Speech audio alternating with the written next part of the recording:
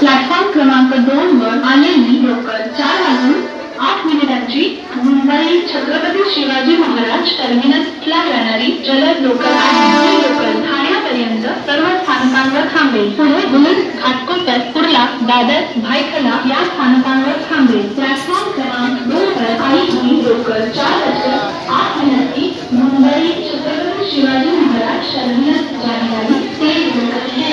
ये रुकेगी.